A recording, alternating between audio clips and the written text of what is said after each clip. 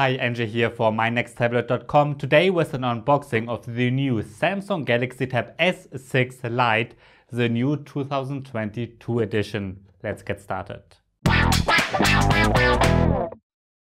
Alright, let's start the unboxing of the Samsung Galaxy Tab S6 Lite 2022 edition. I already had the tablet from 2020. Actually, I have quite a lot of videos about the 2020 generation, so if you want to check those out on this channel, feel free to do so. But now we've got the 2022 generation.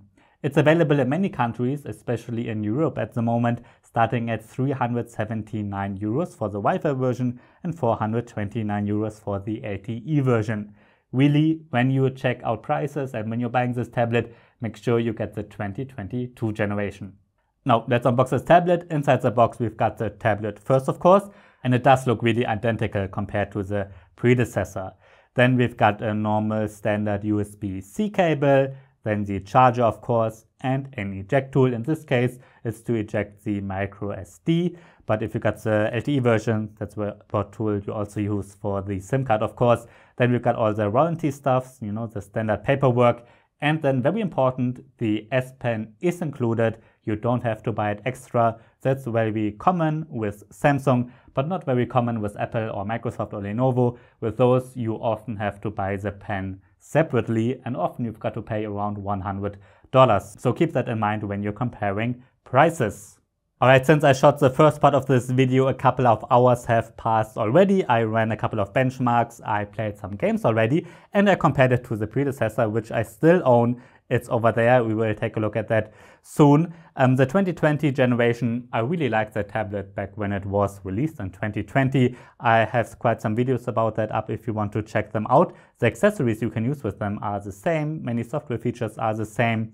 And yeah, because the tablet was so popular, I kept it, and I'm quite glad that I kept it so I can compare it now against the new generation. So let's check out the design first. We're getting a 10.4-inch screen, black screen bezels around the screen. We've got a 5-megapixel webcam on the top. By the way, there's no fingerprint scanner, but you can unlock it using the webcam's facial recognition if you like. Then on this side, we've got one speaker. Then there's a USB-C 2.0 port. On this side, we've got the micro SD card slot, and that's where you put the SIM card with the LTE version as well. Volume rocker, power button, another speaker here. So we've got two stereo speakers. And then there's even a standard 3.5mm headphone jack left. Not many tablets have that these days, and nothing on this side. It's 7mm thin and weighs 467 grams. On the back, we're getting an 8-megapixel camera, no LED flash or any other lens or something. And this is a full metal body. It does feel quite high-end. And I noticed that the transition from the screen to the metal body is much better than on cheaper tablets like the Galaxy Tab A8 and Galaxy Tab A7. So overall, this is a well-built tablet, exactly like the predecessor. It really looks exactly the same. So let me get the 2020 generation here, and there you can see it. They just look identical. I'm guessing really everything is the same as far as I can tell. The design is identical. Many aspects are identical. In fact, almost all aspects are identical. Yeah, you can see that here. I've got a screen protector on the 2020 generation. So that's the only difference you can see from the outside. Otherwise, they are really the same. And that goes for the screen as well. We're getting a 10.4-inch LCD display with a resolution of 2000 by 1200 pixels. So basically, it's full HD on 10 inches, and I always think that's high enough. Of course, the screen is not as sharp as the Galaxy Tab S7 or Galaxy Tab S8, which both have a much higher pixel density, but I think it's sharp enough. And overall, the screen is a little bit better than on the Galaxy Tab A8 and Galaxy Tab A7, just a little bit. The resolution is the same. The screen is 400 nits bright, which is a little bit less than the Apple iPad 9. But in this case, the screen is fully laminated, which is not the case on the Apple iPad 9. It's worth it to compare those two tablets because the price is almost the same. So much regarding the screen. This tablet has wideband level of L1, which means you can watch Netflix and other streaming services in HD quality. And it's pretty good for that because the two speakers are pretty good. Now let's get to the S Pen stylus. As I said, it is included. And in fact, it's really, again, exactly the same pen as with the 2020 generation. No differences at all. And all S Pens are interchangeable anyways, so if you want, you can use the S Pen from the predecessor. You can buy that used if you lose your S Pen, or you can get an S Pen for the Galaxy Tab S7, Galaxy Tab S8, and so on, and just use it on the S6 Lite. And that also goes if you've got a Galaxy Note smartphone, for instance. Now, there's a difference compared to the S8 and S7 because there's no battery inside this S Pen. First of all, that means you've never got to charge the pen, unlike with the Apple Pencil. But that also means that you can't use those wireless gestures that you can on the S8 and S7. On those, you can use the S Pen as a remote in the camera app or as a remote in Microsoft PowerPoint, which is not possible on the S6 Lite. But besides that, the S Pen features are the same. We get the Air commands, the S Pen commands. With those, you can quickly start a new note or take a screenshot and annotate it. Those are really interesting, really useful, and have been with us for many, many years now. We also get the standard Samsung Notes app. With it, you can use it as a notebook, write down notes, you can draw something, or you can use it to annotate PDFs. And a new feature with the 2022 generation is the S Pen to Text feature that Samsung introduced with the Galaxy Tab S8. And with this, you can use handwriting in most text fields, like in the browser, and very similar, but not as good as the scribble feature from Apple. Okay, so much regarding the S Pen. Then let's take a look inside. And that's one of the big differences compared to the 2020 generation, because this year we are not getting an Exynos chipset, but a Qualcomm Snapdragon 720G processor.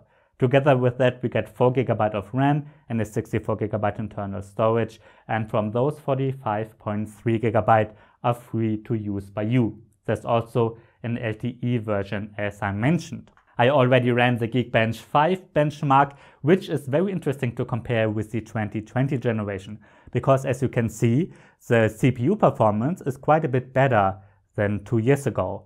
However, the graphics performance is actually a bit worse compared to the 2020 generation, which had an Exynos chipset. So CPU performance is better, graphics performance is a little bit worse. It's also interesting to see that it's a little bit weaker than the Samsung Galaxy Tab S7 FE, which is pricier and which is another little bit pricier mid-range tablet from Samsung that's also a bit bigger. And what's also really, really, really important to point out is that the Apple iPad 9, which again costs pretty much the same, is much, much more powerful. Apple chips that are just much more powerful than what Qualcomm and Samsung's processors can handle at the moment. You can see me playing PUBG Mobile here, and it's a pretty decent mid-range gaming tablet. I was able to set the graphics to HD, but not to HDR, and everything runs smooth. Even when fighting, everything runs smooth. So this seems to be a pretty decent gaming tablet. You will be able to play almost all games on here, but when they're more demanding, not at highest graphics settings, you have to set medium to lower graphics, and then most games should run fine on here. Again, I will point out the Apple iPad 9, on which you can select Ultra HD graphics when playing PUBG Mobile. So there really is a performance difference, not only in benchmarks, but also when it comes to gaming that's really noticeable. Now, the second difference compared to the 2020 generation, besides the Snapdragon 720G processor, is the software. The predecessor is running Android 11 by now, and I think it will get Android 12 as well, because Samsung is really good with updates. But the 2022 generation is shipped with Android 12. On top of that sits Samsung's UI, of course.